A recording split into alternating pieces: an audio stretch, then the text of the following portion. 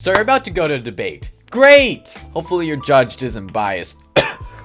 Okay, so by now you should have a good debate template printed out and ready to fill in with details once you receive the debate motion. If you don't, good luck. Nah, I'm just kidding. But if you don't have a template already ready, make sure you make it very, very clear when you start your points, when you have your rebuttal, when your concluding points are, and when you're summing up your other teammates' points. Make sure that's very clear in your actual debate. Remember that you need to speak in a manner that is effective and, most importantly, clear. This comes down to your public speaking skills again. It is much better to speak slowly and clearly than it is to try to, let's say, jam a bunch of points into a limited amount of time, just like this guy right here. Roman studies, physics, visual arts, comparative literature, economics, and football. Keep in mind the strategy portion of the debate criteria, which is organization between your teammates and persuasion skills. One example of a persuasion skill that you could use that the Scholars Cup adds into the rubric is using the rule of threes in your debate. And finally is content. This includes using examples to back up your points, which hint should be in some way WSC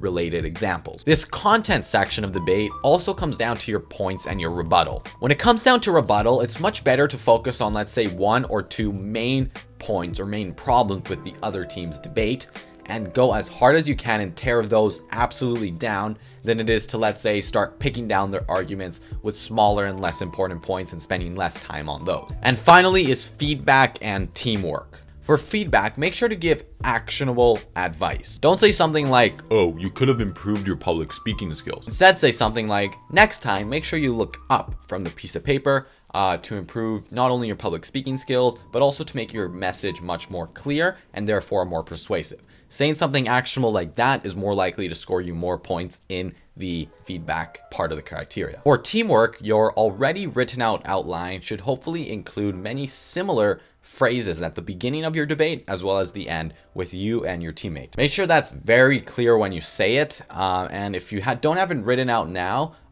if you're still not in the debate, make sure to write out at least one sentence or two on a piece of paper that you're going to use, or you're gonna have to sort of make it up on the spot. And finally, you need to be respectful. Don't do what I did in Beijing, which was to look badly at the opposing team when they talk, like frown their head, because the judges see that. Although you might not think that, they do see that. And whenever I'd look at the judge, he'd look at me weirdly. Don't do that, please. It's just a bad strategy. Doesn't work. I got advice from someone. That's just terrible advice.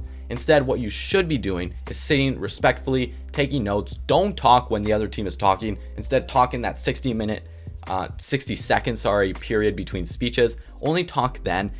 Don't break any of those rules because the judge will notice it, and it'll not only create a bias when you go up and speak that you might be disrespectful in some way, which will result in you getting less points and your team getting less points overall. Okay, so summing up the points. Number 1, present clearly. Number 2, be organized and use specific WSC examples to back up your points. And number 3, be respectful. So get your mean face on and get ready to absolutely destroy the other team's argument. Thank you very much for watching. If you're going to the challenge, the writing, or even the bowl, which should most likely be tomorrow if you're doing the debate on the right day, you can check out the videos right here. Thank you very much for watching, and until next time, stay productive. I'll see you guys in the next video.